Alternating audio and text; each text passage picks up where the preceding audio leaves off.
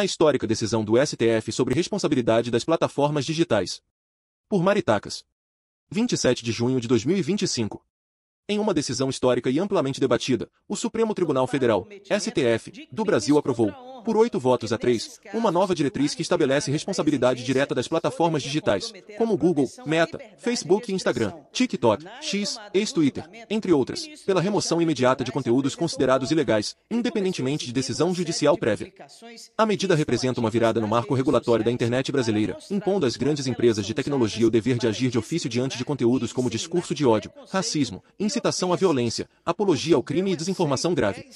Até então, a jurisprudência predominante exigia uma ordem judicial para a retirada de conteúdo, salvo em casos extremamente excepcionais. Tese jurídica formada.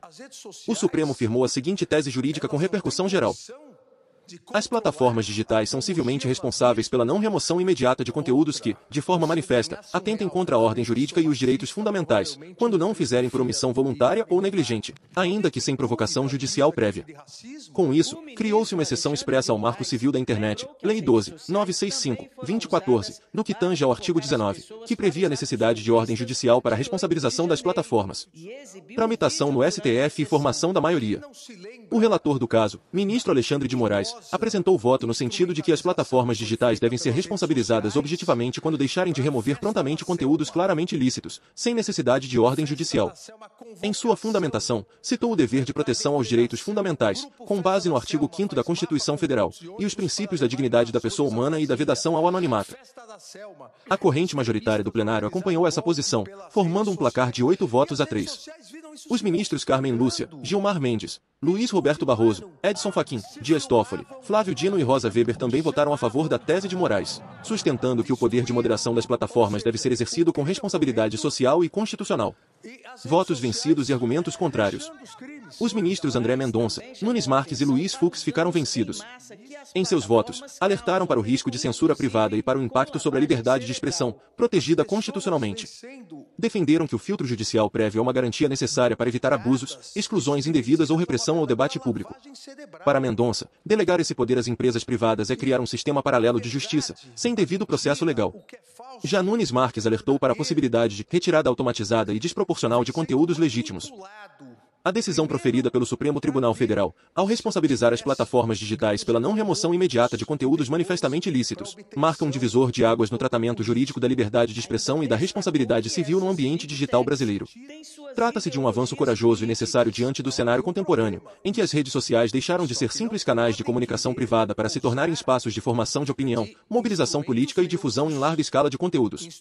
Neste contexto, não se pode mais admitir que empresas multinacionais, com faturamento bilionário e poder de influência superior ao de muitos veículos tradicionais de mídia, se escondam sob o manto da neutralidade tecnológica, mantendo-se inertes diante de publicações que incitam o ódio, o preconceito e o crime. Contudo, a medida também exige ponderação. A liberdade de expressão, enquanto direito fundamental consagrado no artigo 5º, inciso 9, da Constituição Federal, é um dos pilares do Estado democrático de direito. O desafio está em equilibrar este direito com a necessidade de proteger a honra, a dignidade e a segurança de indivíduos e instituições. Ao determinar a remoção imediata de conteúdos ilegais sem a mediação do judiciário, o STF transfere às plataformas um papel quase jurisdicional, exigindo delas uma capacidade técnica e interpretativa considerável. Resta saber se as empresas estarão preparadas, técnica e eticamente, para desempenhar essa função de maneira compatível com os princípios constitucionais, sem excessos ou omissões. Por fim, é indispensável que o Poder Legislativo acompanhe a jurisprudência criada, de modo a normatizar com clareza os critérios, limites e garantias desse novo regime de responsabilidade, prevenindo abusos e promovendo segurança jurídica. A decisão do STF, embora polêmica, é um chamado à maturidade institucional do Brasil no enfrentamento dos novos desafios do século XXI, como garantir uma internet livre, mas não permissiva, aberta, mas não cúmplice da criminalidade. Uma missão que transcende tribunais e exige o engajamento da sociedade como um todo. Do Estado democrático de direito, notadamente em relação às Big Techs, cujas